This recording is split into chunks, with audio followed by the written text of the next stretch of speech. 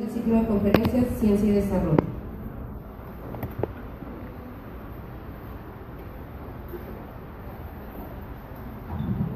Buenas tardes a todos, honorables miembros del presidio, queridos compañeros, alumnos, ¿cómo están ustedes, muchachos? Bienvenidos de vacaciones. Estamos continuando con este ciclo, fueron 6 conferencias esta vez, se llama Ciencia y Desarrollo. El objetivo es que ustedes conozcan qué investigaciones se desarrollan en las facultades para crear en ustedes el gusto por la investigación. Toda institución educativa tiene 3 funciones fundamentales que son la docencia, la investigación y la extensión universitaria.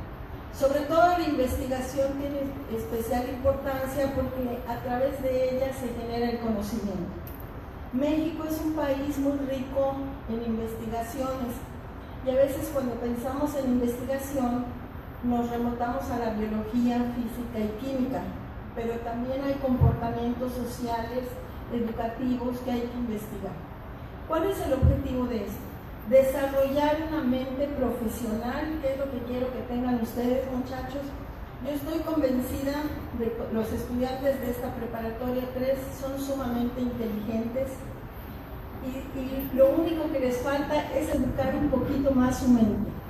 El mexicano, desde mi punto de vista y por los pocos países que he podido visitar, es la persona más inteligente del planeta.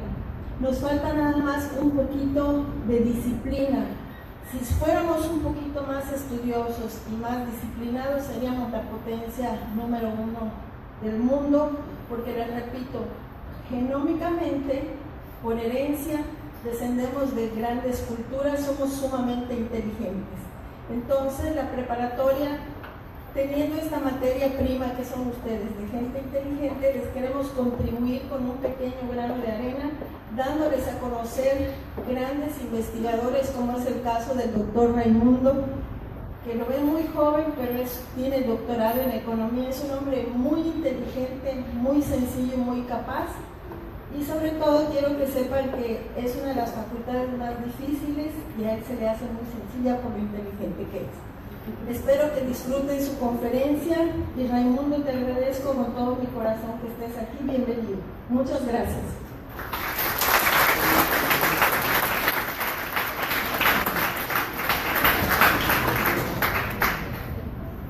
Esta tarde el tema elegido para la conferencia es el rol del economista en la sociedad, que será impartida por el doctor José Raimundo Galán González, de quien en estos momentos me permito leer su semblanza. José Raimundo Galán González es candidato a doctor en Economía Aplicada por la Universidad Autónoma de Barcelona, máster en Economía Aplicada por dicha universidad, máster en Economía Industrial por la Universidad Autónoma de Nuevo León, especialidad en Evaluación Social y Privada de Proyectos, licenciado en Economía, profesor de la Facultad de Economía de la Universidad Autónoma de Nuevo León, coordinador del Observatorio Urbano Metropolitano.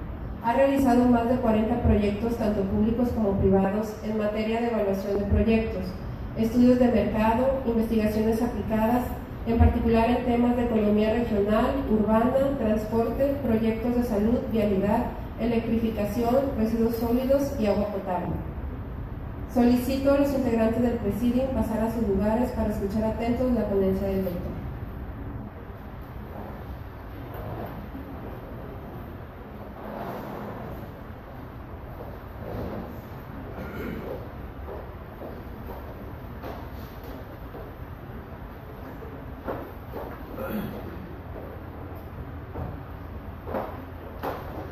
Hola, buenas tardes.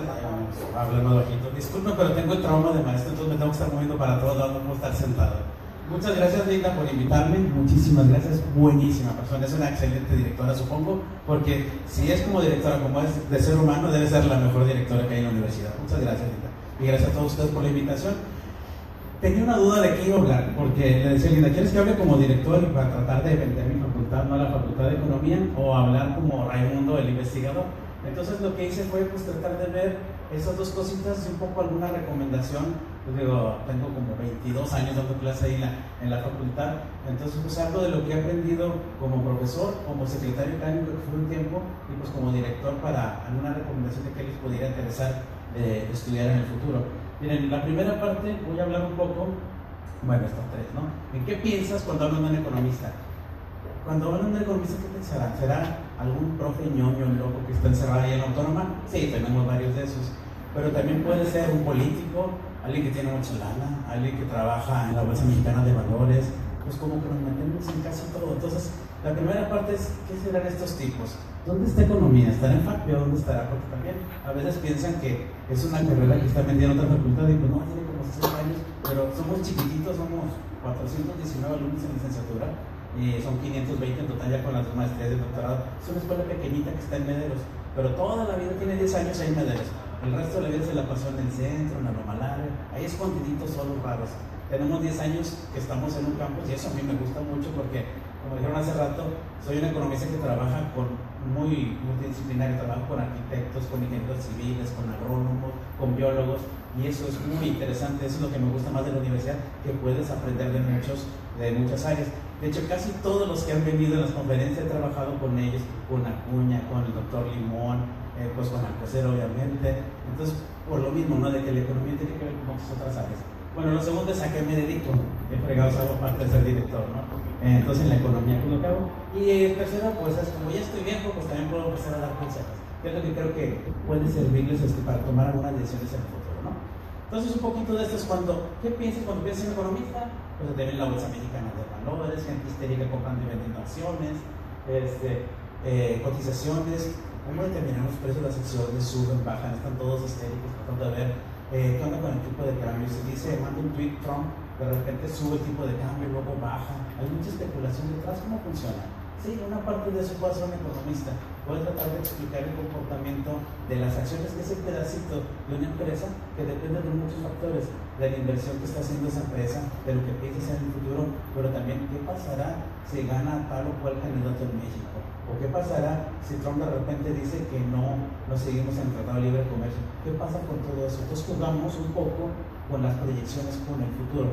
Somos como unos futurólogos y para eso utilizamos la economía, que se llama econometría, para tratar de ver cómo se va a comportar en el futuro algunos aspectos.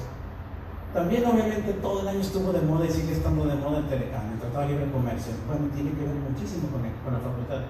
De hecho, ese señor que está ahí a un lado, se llama Ildefonso, es un egresado de la escuela y es el secretario de Economía. A él y otro grupo de economistas de la facultad les tocó en 1900, desde el 90 hasta el 93, negociar el Telecán. Hace un año la facultad cumplió 60 años, que ustedes 80, ¿verdad? En el 60 de nosotros hicimos una conferencia que tenía que ver con todas las implicaciones, qué era, funciona, no funciona, qué tanto nos va a impactar. Pues podemos servir en esto, en esta parte de la política económica de comercio exterior. También, no sé si conozcan a ese señor gordito, que era muy buena onda, pero ya no está ahí, es Carstens, que era el gobernador del Banco de México. Bueno, el Banco de México también, algunos piensan que es un banco que te presta dinero, tarjeta de crédito. No es el banco de los bancos, y el que determina es la estabilidad de los precios. Hay algo que se llama inflación, que se descontrola sobre los precios, se distorsiona todo y no ayuda a la economía ni al bolsillo. Entonces el Banco de México, ahí hay muchísimos economistas y lo que tratan de hacer es trabajar en una política económica para tratar de estabilizar los precios. Y Carstens ya no es el gobernador, pero fue por muchos años y era muy emblemático, Agustín Carstens. También cuando hablas de economía, ya es algo que tiene que ver en la escuela, como que normalmente éramos mucho más del lado social, yo soy uno de esos. Ya en los últimos años hicieron más del área financiera, pero nos preocupamos mucho por los problemas de pobreza y desigualdad.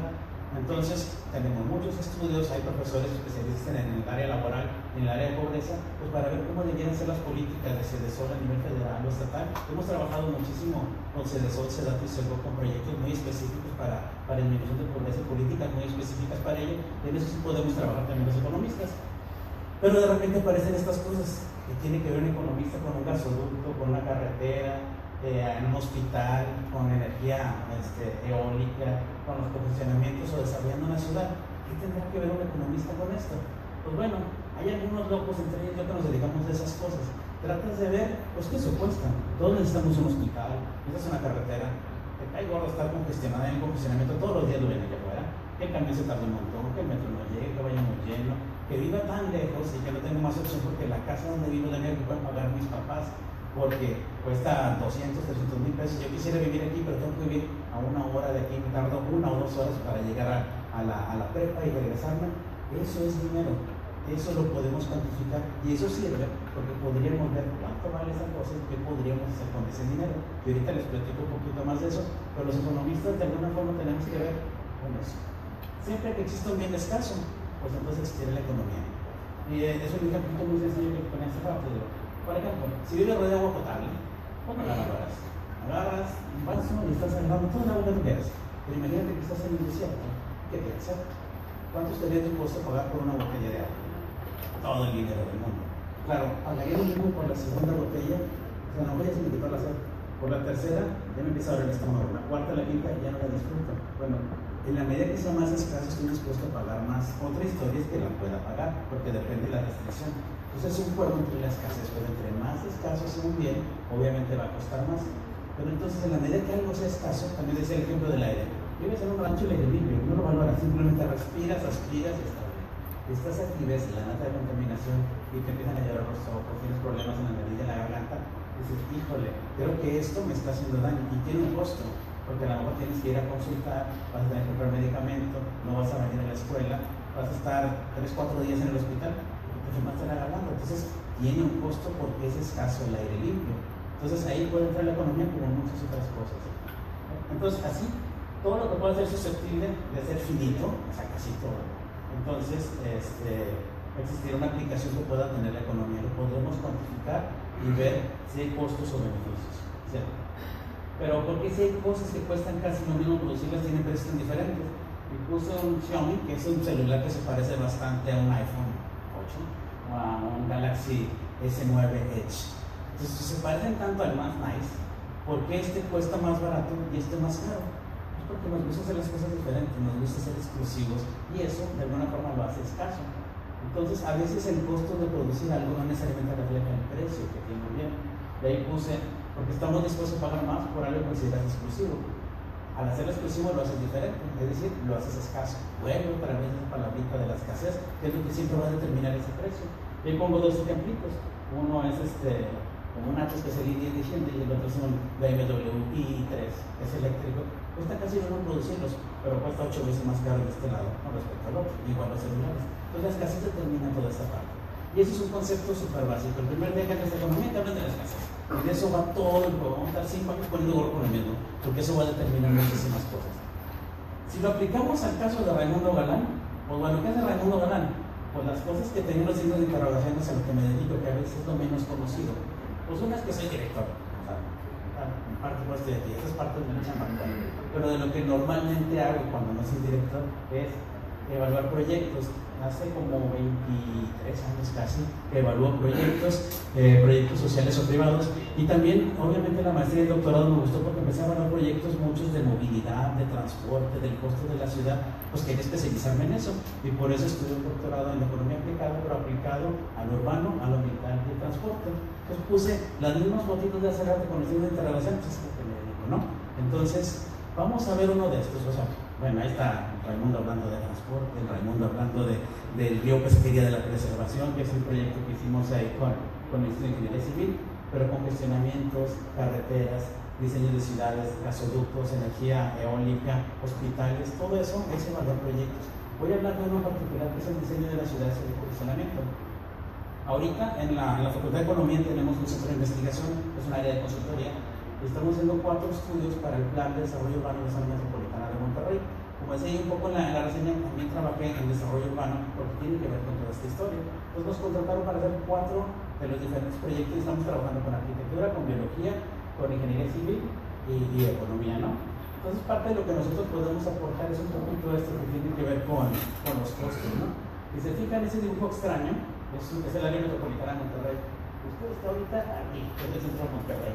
Arriba está Salinas Victoria, esto es Santa Catarina, Basolo, El Carmen, esto es Escobedo, Apodaca, Estería, Guadalupe. Son todos los municipios que forman la zona metropolitana de Monterrey, son 18 municipios. Si nos vamos a 1960, Monterrey tenía 700,000 habitantes y era la manchita roja. Toda la zona metropolitana es todo ese trazo. Pero lo que existía en 1960 era la manchita roja. Y había 700,000 personas en 8,000 hectáreas. Una hectárea es una manzana del centro. Entonces es como si hubiera 8,000 manzanas. Quiere decir que había como 89 personas por hectárea, que es una medida muy típica. ¿Qué pasó? del 60 al 83. Si se fijan, la mancha creció bastantito y la población también lo hizo. De hecho, la población se multiplicó por 3, pero esta cosa ya se había multiplicado por 4 veces. Crecía más la mancha que la población. Si le seguimos haciendo a través del tiempo, se fijan, en el 95 empiezan a aparecer muchos pedacitos allá arriba en el norte y en el sur de época directa. Pasamos a una población de casi 3 millones de habitantes, pero esto creció muchísimo más que esto. Y se fijan, esto es la diferencia entre estos, es la razón entre ellos, es un indicador para ver si funciona o no funciona la ciudad. En la medida que disminuye esa densidad, quiere decir que es más difícil mantenerla, ¿sí? Entonces nos vamos al 2000, más pedacería. Hubo un cambio aquí del 95 al 2000, cambiaron una ley y entonces le dieron mucho más autonomía a los municipios y podían hacer lo que quisieran. Eso explica todos esos pedacitos que se empiezan a ver alrededor en 2005, 2010 y el 2015. Así estamos hoy. Seguimos aquí, pero se fijan, está todos estos pedazos de ciudad, todo acá al norte, al sur y alrededor. ¿Cuál es el problema de todo eso? Pues que al final estamos un poco desconectados unos de otros, y entonces es mucho más complicado moverse. Entonces, lo que tenemos que hacer nosotros es empezar a cuantificar. ¿Qué es lo que vemos al final del día? Pues bueno, si utilizamos la economía ambiental urbana y el transporte, lo que veríamos es que hay altos costos en el tiempo. Me tardo mucho en desplazarme en la ciudad.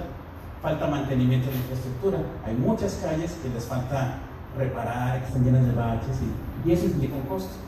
Hay equipamiento donde no hay gente, por ejemplo en el centro de Monterrey, pero hay gente donde no hay equipamiento, por ejemplo en Pesquería, en Ciénega de Flores, en Suazo. Y la contaminación, hay mucho más contaminación y faltan áreas verdes. Si quisiera cuantificar cada una de ellas, veamos por ejemplo altos costos en tiempo. Un viaje promedio en el coche te tardas como media hora, y en camión 65 minutos, más o menos una hora, media hora y una hora. Se hacen más o menos 9 millones de viajes al día. Hay un valor del tiempo, cuesta más o menos un minuto de desplazarnos, cuesta 83 centavos, 50 pesos por hora. No lo dice Raimundo, hay un estudio, hay muchos estudios que lo cuantifican y lo dice la Secretaría de Comunicaciones y Transportes. Entonces, con ese numerito, con esos 9 millones de viajes diarios, cada minuto adicional que se incrementa los recorridos de viaje, que eso lo hacen cada año, cada minutito adicional cuesta 7 millones y medio todos los días. Si lo multiplicáramos por 365 días o 300 días que sean los hábiles, implicaría 2.300 millones de pesos todos los años que se pierden por un minuto más de desplazarnos. ¿Saben qué podríamos hacer con 2.300 millones de pesos? Un montón de cosas. Por ejemplo, un hospital para 100.000 personas, para abastecer a 100.000 personas vale como 800 millones. Podríamos tener 3 hospitales para abastecer a 300.000 personas simplemente con un minutito más de desplazamiento. Y eso se ha incrementado muchísimo en los últimos 15 años. Falta de mantenimiento. Pues me puse a contar, porque nos dan los cheques, son las mapitas, y hay 26.000 kilómetros de vialidades en toda esa zona metropolitana. Si cada vialidad tuviera 6 metros de ancho, o sea, 2 carriles, uno de ida y otro de vuelta, que no hay mucho más carriles, pero simplemente fuera eso, y cuesta 200 pesos recarpetear, no hacer nuevo, recarpetear, costaría 31.000 millones. Si 2.000 millones eran 3 hospitales, pues imagínense, 31.000. Hacemos varias universidades, varios campus, hacemos todos los hospitales que necesitamos, podríamos hacer muchísimas cosas. Después, el desequilibrio del equipamiento. El 30% de los lotes en el centro de Monterrey están abandonados. Hay equipamiento, hay electricidad, hay agua, hay todos los servicios, pero no hay gente. En cambio, en Salinas, en Ciénega, en Suazo, en Carmen, en Pesquería y en Cadereyta, cuadruplicaron su población en 20 años. Y ahí no hay equipamiento. Si necesitara ponerle, no los hospitales, no las escuelas, simplemente calles, ponerle calles a esa población que creció en esos 20 años, implicaría 22.000 millones de pesos. O sea, ¿se acuerdan de los 3 hospitales de acá? Pues acá podría ser 30 hospitales con esto. Entonces, y eso es, cada vez que crece esa manchita, cada vez que se ponen más puntitos rojos en el mapa, sigue creciendo esa historia. Entonces, al final, ¿qué pasaría con la contaminación y las áreas verdes? Hay un estándar que dice que debiera haber de 9 a 15 metros cuadrados de habitantes de áreas verdes por habitante. En el área metropolitana tenemos más 4, es decir, tenemos un déficit, nos faltan áreas verdes, nos faltan parques. Bueno, eso hace que haya más contaminación. Aquí el contaminante más fuerte es el PM10, que tiene que ver mucho con la industria, es ese polvito que nos hace daño. Bueno, hay estimaciones, eso no lo hicimos nosotros, lo hizo el Instituto Antonio Molina, dice que hay entre 550 y 880 muestras, esas muertes relacionadas con la contaminación en el área metropolitana de Monterrey. Entonces, de 500 a 900 muertes se pueden explicar por problemas de contaminación. Hay 1.800 hospitalizaciones adicionales por la contaminación y hay 107,000 consultas adicionales cada año por problemas de respiración. ¿Cuánto cuesta eso? 600 millones de pesos al año. ¿Cuánto es eso? Varios hospitales, por todo el gasto que se hace en medicamento en todo México, en el IMSS al año, pues cuesta bastante. ¿Qué podemos hacer? ¿Estaremos haciendo lo correcto? O sea, estos costos sociales son muy altos, ya han crecido y van a seguir creciendo y seguimos con este mismo modelo. Entonces, ¿qué podríamos hacer? Pues podrías frenar ese crecimiento disperso, podrías mejorar el transporte público, podrías crear incentivos para reciclar la ciudad, y aquí es donde empieza todo este dilemita, ¿no? Este plan de desarrollo de la zona metropolitana de Monterrey nos trataron de contratar un poco para contextualizar toda esta parte y ver cuánto costaría seguir haciendo lo mismo y si lo puede sostener la ciudad. Esos 30,000, esos 22,000, toda esa cantidad de dinero es enorme, no lo puede sostener ningún municipio ni el propio gobierno del estado. El presupuesto del gobierno del estado son como 80,000 millones al año, pero de eso casi el 70% se va a sueldos, el otro 30% es parte de la deuda y darle mantenimiento. Entonces no se puede, no es sustentable, es un modelo que no puede seguir sobreviviendo. Entonces un poquito es frenar el crecimiento disperso, pero ¿cómo lo freno? Si de repente estas manchitas, pues obviamente hay terreno. ¿Qué va a pasar si yo tengo un terreno aquí, en esos espacios blancos donde está lo rojo? Donde está lo rojo, pues son viviendas, comercios, servicios. Entonces supongo que yo tengo un terrenito en cualquiera de estos puntos y aquí vale 100 pesos el metro cuadrado, pero aquí ya se hizo un fraccionamiento, o sea, aquí ya vale 2,000 pesos. Pues yo tengo el incentivo de que alguien me compre este terreno, hacemos vivienda y entonces va a costar de 100 a 2,000 pesos. Pues está bien, ¿no? No es mi, o podría poner una vialidad de acá y yo me voy a beneficiar. Hay algo que se llaman impuestos de mejoría específica que se han tratado de aplicar cuando tú haces una obra. Después de que haces una vialidad, sube el precio del terreno, pero no se lo puedes cobrar porque te va a decir: yo no tengo la culpa de que hayas hecho la vialidad, no es mi culpa. Pero lo que sí podemos hacerlo al revés.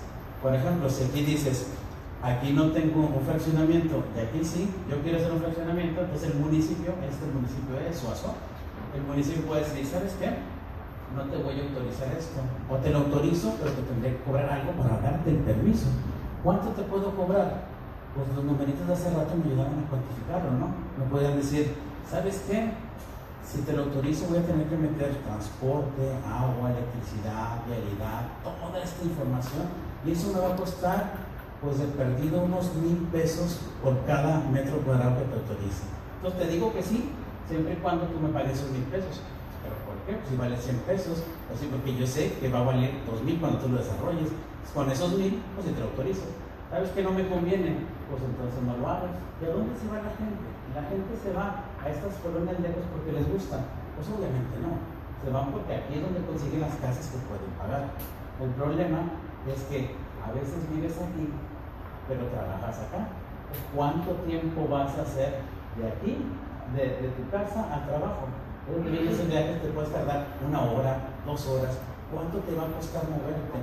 ¿Cuánto cuesta en realidad? ¿Cuál es el fenómeno que ha pasado al final? Mucha gente que vive en estas zonas de la periferia compró una casa o un crédito, pero al final lo dejaron solas porque no podían pagar los costos de desplazarse. O sea, hay un efecto de muchas viviendas dispersas y abandonadas, y lo que hacen es rentar casas en zonas que están más cerca del trabajo, es más rentable. Entonces, ¿qué pasa con todo esto? Pues es un costo social bastante fuerte.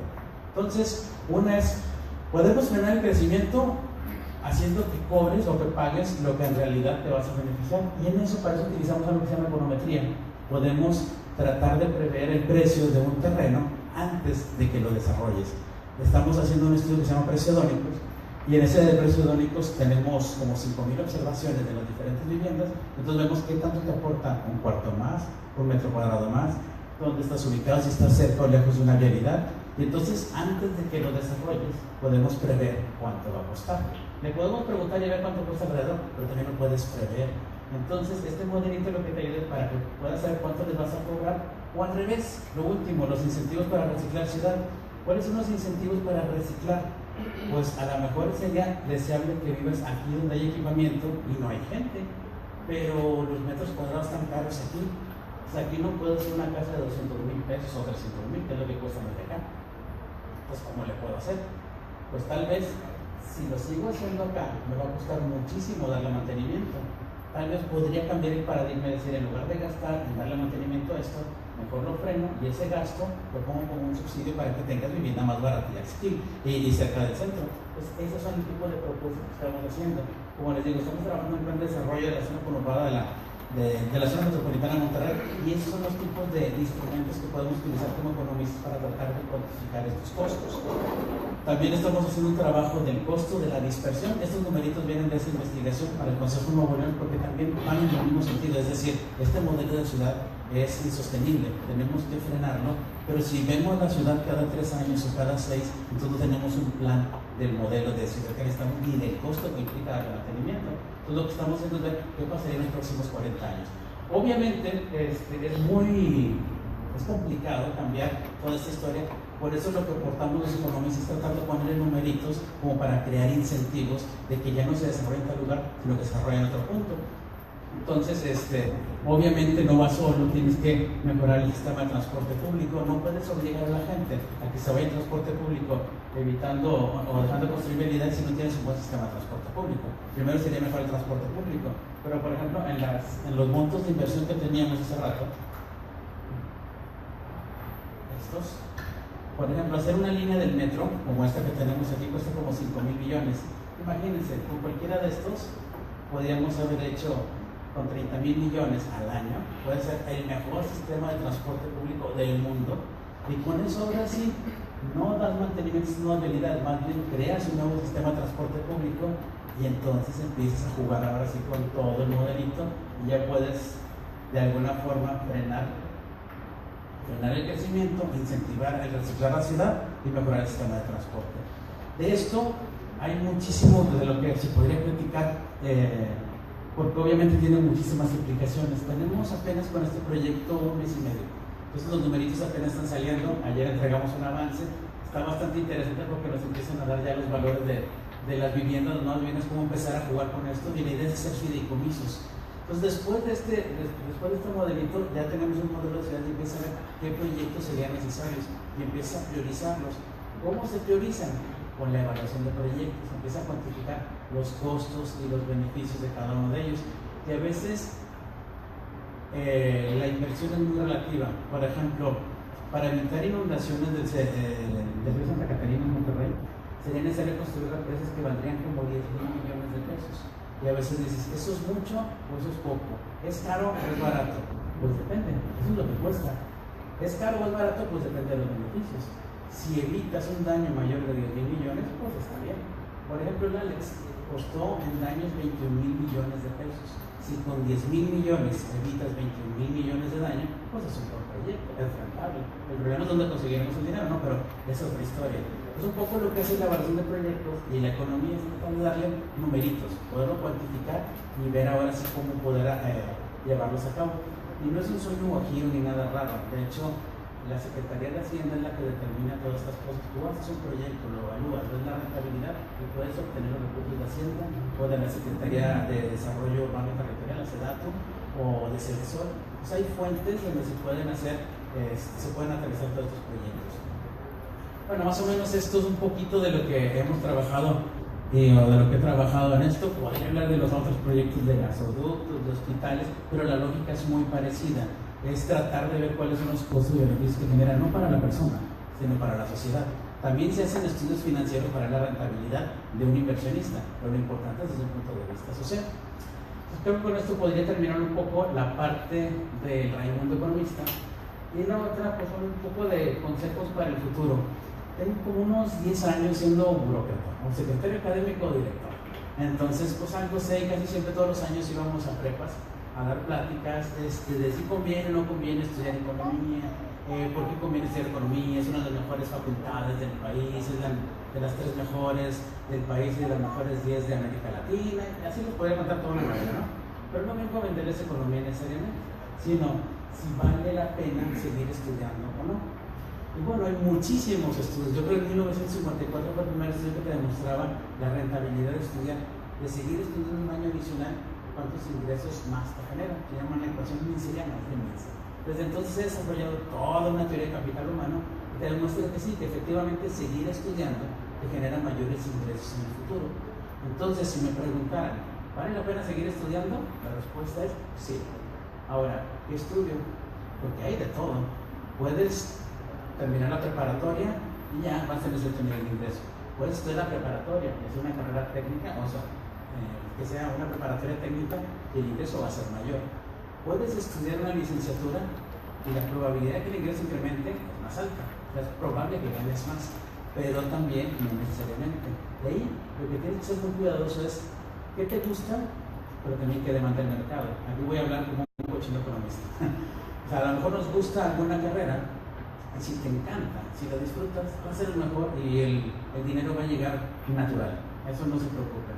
Pero si lo que te importa es poder obtener un nivel de ingresos mínimo para subsistencia, pues sí es importante ver cuáles son las carreras que tienen mayor futuro, qué carreras no tienen tanta oferta, porque en ocasiones, por ejemplo, la universidad tiene la presión social de tratar de aceptar la mayor cantidad de alumnos, y pues también que egresen la mayor cantidad de alumnos, pero el mercado no necesariamente va en el mismo sentido.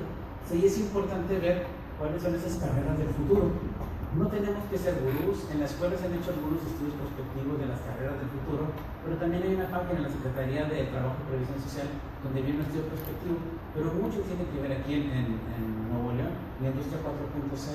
Es algo que el rector ha hablado desde hace más de un año, de la industria 4.0. ¿Y qué es eso? Miren, al final muchas de estas cosas van a converger en el capital humano y en el desarrollo tecnológico.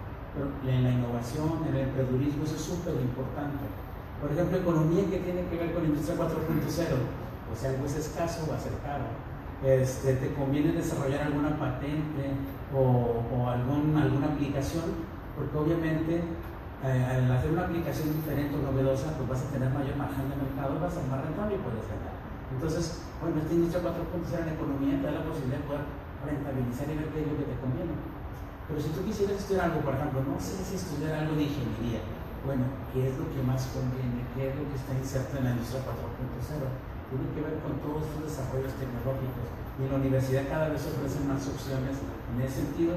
Y yo soy un firme creyente de que a pesar que soy un director de una facultad, creo que las carreras técnicas, las preparatorias técnicas tienen muchísimo más futuro, porque en los países más desarrollados, lo que se ve es que esa rentabilidad, evidentemente, entre más escolaridad tengas, el ingreso, la probabilidad de tener ingreso más alta, pero hay un punto de quiebre. En los países como Alemania, en los países escandinavos, en Canadá, se nota un quiebre bien importante, que las preparatorias técnicas o las carreras técnicas con certificaciones hacen un quiebre y puedes obtener ingresos mayores o mayor probabilidad de trabajar en lo que estudiaste que algunas carreras profesionales. Es algo bastante relevante. De hecho, como director de la facultad pertenezco a la Comisión Académica de la Universidad, que tenemos mucho ese dilema de qué debieran hacer en las preparatorias, si se necesita un tercer año más para poder de alguna forma enfocar más los esfuerzos y ver qué es lo que más les gusta a los chavos y tratar de orientarlos hacia el mercado. Y es un tema que tenemos ahorita y en debate en la Comisión Académica, que creo que vale mucho la pena seguir trabajando. Yo creo muchísimo en estas carreras técnicas. Es más, yo soy un economista que a pesar de que tengo 2 maestrías del doctorado, en realidad lo que me hace más rentable es un diplomado que hice en evaluación de proyectos. Yo gano más dinero por ser evaluador de proyectos que por ser doctor. Entonces es algo técnico, es algo muy específico. Y por eso, al final lo que les quería contar de esta parte es, sí vale la pena seguir estudiando, pero escojan bien cuáles son esas carreras o esas potencialidades que existen. Vean bien la oferta educativa que está generando la propia universidad. Y les digo, se me hace bastante interesante todo este proyecto de Industria 4.0 porque creo que tiene bastante futuro y puede un poco diversificar el mercado laboral aquí, que creo que nos beneficiaría bastante a todos. No sé si pues bueno, de hecho era más o menos lo que tenía preparado. Tal vez es un poco más rápido, a veces hablo muy rápido, a veces más lento. Tengo miedo porque normalmente me cuelgo y hablo mucho, por eso trato de hacerlo más rápido, pero cualquier duda, comentario o algo que pueda ahondar más, con gusto los puedo hacer. Nada más al final, pues una frasecita que me gusta mucho. Yo soy un soñador natural. De hecho, estoy en la dirección por ser soñador. Me gustan los retos, tratar de cambiar las cosas. Y esta frasecita de Eleanor Roosevelt me gustó mucho. Dice: el futuro pertenece a aquellos que creen en la belleza de sus sueños, pero más que en la belleza de los sueños, sin llevarlos a cabo. Nunca se queden con las ganas. Si tienes un sueño, trata de llevarlo a cabo, aunque suene bien raro. Si estás bien convencido de ello, lo vas a conseguir. Y se los digo a los chavos en la escuela, que es una escuela con la menor supervivencia que tiene la universidad. Salen 1 de cada 3 chavos o menos. Es más, en tiempo y forma salen como el 15%. Entonces, pues los conoces desde que vas a la prepa, vas viendo cómo se van trabajando. No, pero si es lo tuyo, esfuérzate. No porque te dicen que es difícil, tú no eres de esos elegidos. No, si es lo que te gusta, vas a sobresalir. Y eso es en cualquier área. O sea, a mí me gusta mucho soñar, porque creo que, al menos a mí los sueños se me han hecho realidad. Cuando hay una foto donde ponemos ahí todos los chavos, el señor es el centro. Paul Krugman es un premio Nobel de Economía, es buenísimo. Es el peor enemigo de Trump. Y el año pasado yo quería que viniera, era un sueño, porque inspira. Yo me acuerdo cuando era estudiante, el director en esa época nos trajo un premio Nobel que era de capital humano, de educación y todo, y nos inspiró muchísimo verlo, porque dices, es que yo puedo ser como él, mira, él hace lo que quiere y lo reconocen en todo el mundo. Y como era un sueño bonito para mí, yo quería cumplirlo también en el 60 aniversario. Y fue muy padre la experiencia de ese evento, porque al final están ahí todos los revueltos, todos estamos mezclados, ahí no hay nadie más importante que otro, son todos los alumnos, los que trabajamos ahí, ese premio Nobel que es un gurú, pero mezclados porque al final pues todos pueden ser como él. Y de hecho en esa conferencia era la gente más importante en el tema del Telecán. La mitad de esa población, de esos conferencistas eran egresados de la facultad. Entonces, también lo que quería era ponerles el sueño y decirles: oigan, la próxima vez que hagamos un evento de este tipo, quiero que ustedes estén acá, porque en realidad eso lo creo. Creo que tenemos muchísimo potencial y estoy totalmente convencido con Linda de que hay muchísimo potencial, pero a veces nos gana la flojera o pensamos que a lo mejor yo no voy a poder, el otro sí, yo no. No es que tiene dinero y yo no, no es que él sabe inglés y yo no. Les aseguro que se puede. No quiero hablar de ello, pero a mí me tocó un caso de que la universidad le debo muchísimo, porque gracias a ella pude dar un brinco social que nunca lo hubiéramos conseguido. Y por eso como que mi obsesión de que la escuela tiene que ser, la universidad tiene que ser una gente que calibre esas diferencias. Puede alguien que su papá gana muchísimo dinero y es doctor de economía y todo, que tenga las mismas posibilidades de alguien que viene de Villagrán, que en mi caso, tenemos un pueblo de 3,000 habitantes y que casi no hay escolaridad y que puedes llegar al mismo punto. Eso es la grandeza de la universidad y por eso me encanta estar en nuestra universidad. Bueno, me callo ahora sí y no sé si tengan alguna duda, pregunta, crítica, comentario o lo que sea. Estoy a sus órdenes. Muchas gracias.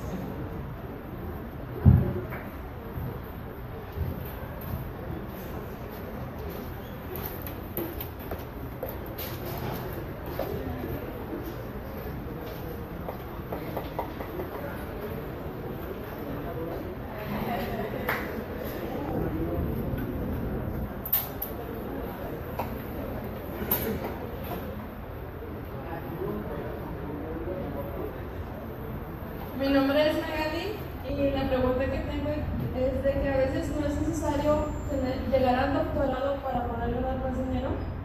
No, de hecho, es lo menos importante de un doctorado. El doctorado en realidad te sirve por si te gusta dar docencia o hacer investigación. Si te gusta hacer investigación, lo va a recomendar hacer un doctorado porque te vas especializando.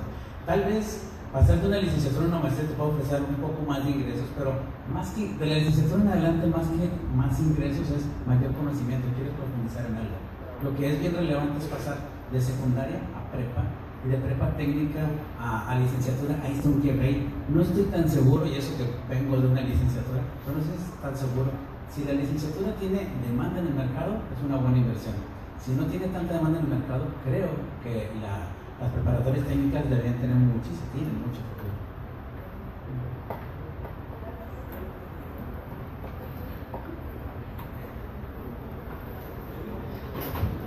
Mi nombre es Ariel y mi pregunta es: ¿qué tan económicamente viable es la carrera de economía?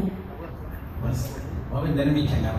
Pues es bastante rentable. Digo, no quise venir a vender la escuela, pero pues es de las 5 mejores carreras, de las 5 carreras mejor pagadas en México. La número 1 tiene que ver con el área financiera. Un economista pues, se puede dedicar al sector financiero y la de economista como tal es la quinta. Entonces, estudiar economía es bastante rentable. Es difícil, por eso es el costo de oportunidad. Hay poquitos, digamos que es escaso en el sentido de que nada más entran como 100, 120 cada año, y egresan como 30, 35, somos producto escaso, entonces es escaso, es caro. De hecho es un juego que hemos jugado nosotros, de que si aceptamos demasiados y salen mucho más que lo que el mercado demanda, por oferta y demanda el precio baja. Entonces pues nos damos un disparo en el pie, ¿verdad? Porque van a bajar el sueldo de nosotros y de los futuros economistas. Eso es lo que hay que hacer. Entiendo que políticamente no es tan fácil hacerlo, pero yo estoy convencido que deberíamos hacer un estudio para ver qué tan rentable es algunas licenciaturas contra, al evaluar contra, apostarle mucho más a las pruebas técnicas. Estoy convencido que es más rentable lo segundo.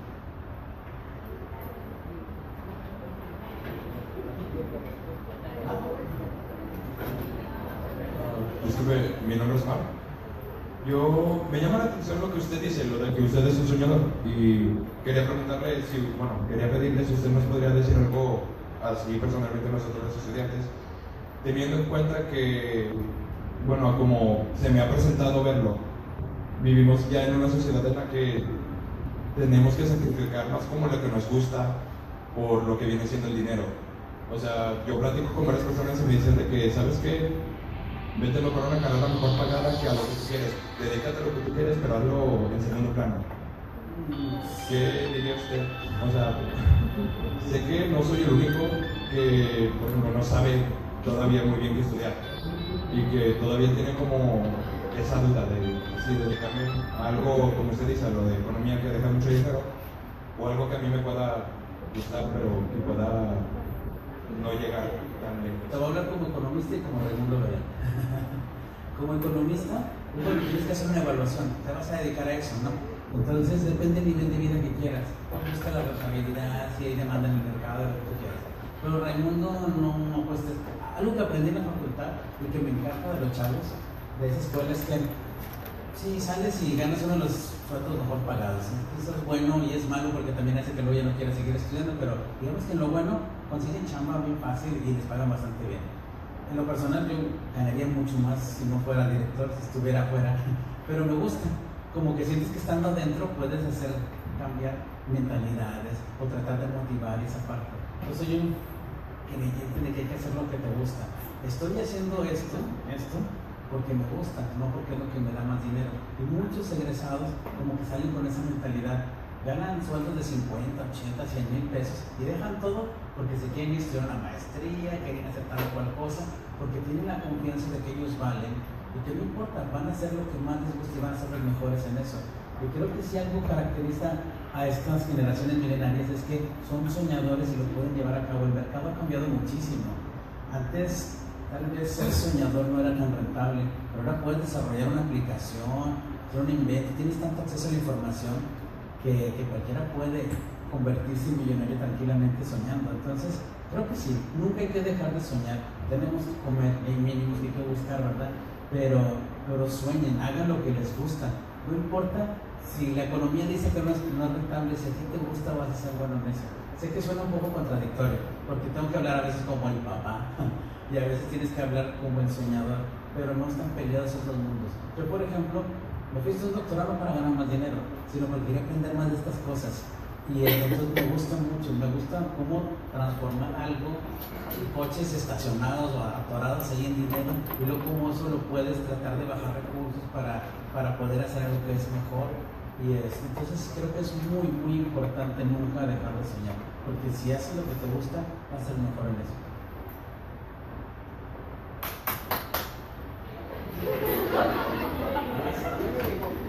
También quería que vieran que los economistas no somos tan fríos, no somos nada más de rentabilidad, cierra, como aquello, no, hablamos de todo.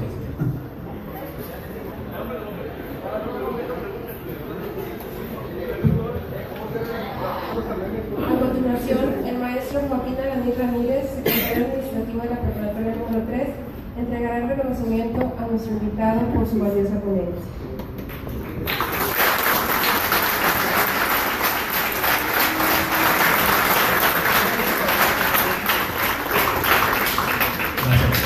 Buenas tardes, un honor tenerte aquí y un honor también que me hayan permitido entregarte este reconocimiento.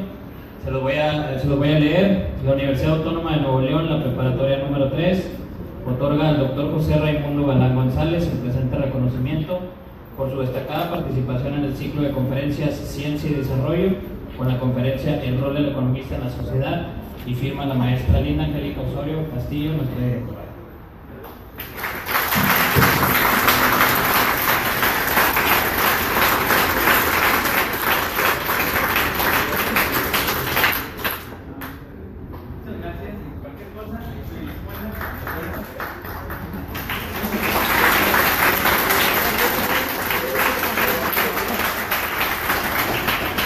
Gracias a todos por ser parte de este ciclo de conferencias Ciencia y Desarrollo.